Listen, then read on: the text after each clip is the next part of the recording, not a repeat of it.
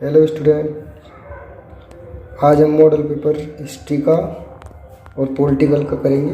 कक्षा 10 के लिए कुछ प्रश्न हैं जिनके आपको उत्तर लिखने हैं।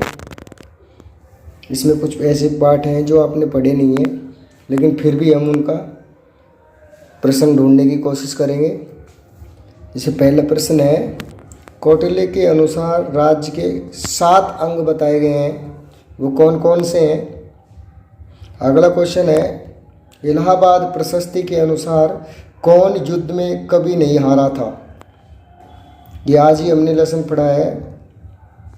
अगला क्वेश्चन है, एक झील का निर्माण किया था चंद्रगुप्त मौर्य ने, सुदर्शन झील, उसका जीर्णोद्धार किस शासक ने करवाया था। उसका उत्तर आपको यहाँ पर लिखना है। हर्षवर्धन के 4 प्रमुख रचनाओं के नाम लिखो। अगला क्वेश्चन है, गुप्त वंश का सबसे प्रतापी राजा कौन था। औपनिवेशिक क्रांति की शुरुआत किस देश में मानी गई है। ये अपने लेसन चौथा है। सबसे अच्छा प्रश्न है, महत्वपूर्ण प्रश्न है परीक्षा में आने की दृष्टि से। औद्योगिक क्रांति इंग्लैंड में ही क्यों प्रारंभ हुई, इसके 3 कारणों को बताइए। भाई, औद्योगिक क्रांति क्यों इंग्लैंड में ही कारण हुई और कोई देशों में क्यों शुरू नहीं हुई थी। सबसे पहले वहीं पे शुरू हुई थी, क्यों हुई थी। मुगल काल का अंतिम शासक कौन है, कौन माना जाता है। भारत में पहली बार सोने के सिक्के किसने चलवाए थे। एक शासक था जिसने सोने के सिक्के चलवाए थे, वो कौन से शासक थे, आपको उसका नाम लिखना है। छैरात वंश का उन्मूलक किसको माना जाता है। एक शासक था जिसको छैरात वंश का उन्मूलक माना जाता है। ब्रिटेन की ईस्ट इंडिया कंपनी की स्थापना भारत में कब हुई। भारत में अंग्रेज आए थे ना, ईस्ट इंडिया कंपनी यहाँ पर बसी थी, तो उसकी शुरुआत कब हुई थी, ये आपको लिखना है। ये आपका लेसन तीसरा है। 1857 की क्रांति के कोई 4 कारण, 4 परिणाम, खाली नाम अपन को ढूंढने हैं, लिखने। इंडियन नेशनल कांग्रेस की स्थापना कब हुई। अगला क्वेश्चन है, रोलेट एक्ट क्या है। एक एक्ट आया था 1919 में, रोलेट एक्ट, उसके बारे में आपको बताना है वो क्या था। संप सभा की स्थापना किसके द्वारा की गई। अलवर प्रजामंडल की स्थापना किसने की थी। बेंगू किसान आंदोलन का प्रारंभ कब हुआ था। यहाँ तक आपके इतिहास के प्रश्न है। फिर उसके बाद पार्ट 2 का हमने आपको दिया है पॉलिटिकल। कल आपको भूगोल और इकोनॉमिक्स का मॉडल पेपर उपलब्ध कराएंगे इसी तरह से क्वेश्चन, ताकि आपका रिवाइज हो सके।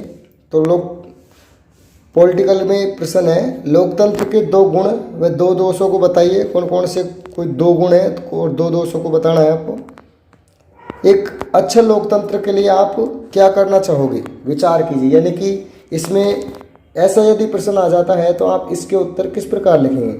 तो इसका उत्तर लिखने के लिए आपको क्या करना है कि लोकतंत्र की सफलता के लिए कौन से तत्व आवश्यक हैं, वो इसमें आपको लिखना पड़ेगा। तो एक प्रश्न इस प्रकार से दिया है, आपको किस तरह से लिखना है। इसमें लिखना है कि भाई लोकतंत्र की सफलता के लिए कौन से तत्व जिम्मेदार होते हैं, यानी कि आवश्यकता है कौन से तत्वों की है। उसके बाद अपना अगला प्रश्न है, गणतंत्र का अर्थ क्या है। वैसे सबको पता है गणतंत्र का अर्थ होता है जनता का शासन, लेकिन यहाँ पर लिखना भूल गया था, लिखना गणतंत्रात्मक शासन का अर्थ बताइए। गणतंत्र का लिखना है, एक आपको लिखना है गणतंत्रात्मक शासन का अर्थ बताइए। एक है लोकप्रिय सदन कौन सा है, ये बहुत अच्छा क्वेश्चन है। एक सदन है जो लोकप्रिय है, उसको आपको लिखना है। मैं पढ़ा चुका हूँ, बता भी चुका हूँ कई बार। लोकसभा अध्यक्ष के कोई 4 कार्य आपको बताने हैं। एक और क्वेश्चन छोटा सा, बहुत अच्छा क्वेश्चन है, इंपॉर्टेंट क्वेश्चन है, उन्मुक्तियाँ क्या होती है। ये न्यायालय से संबंधित होती हैं। कौन सी उन्मुक्तियाँ, उन्मुक्तियाँ का मतलब क्या होता है। अगला क्वेश्चन है, न्यायिक पुनरावलोकन से क्या आशय है।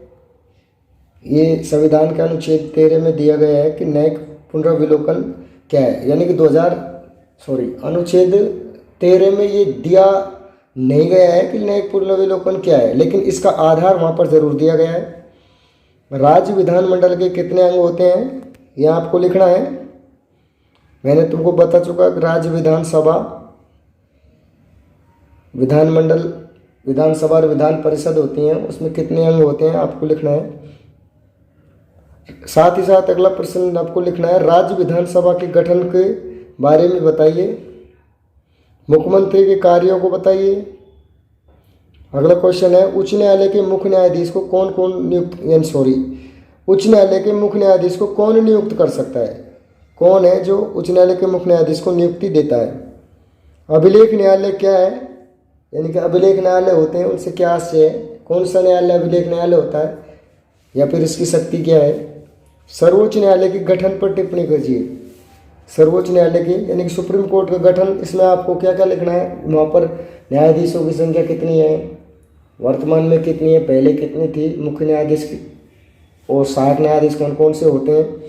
इसके अलावा आपको लिखना है कि भाई उनकी योग्यताएं क्या होती है, कार्यकाल क्या होता है, ये आपको उनका लिखना है। तो इसी के साथ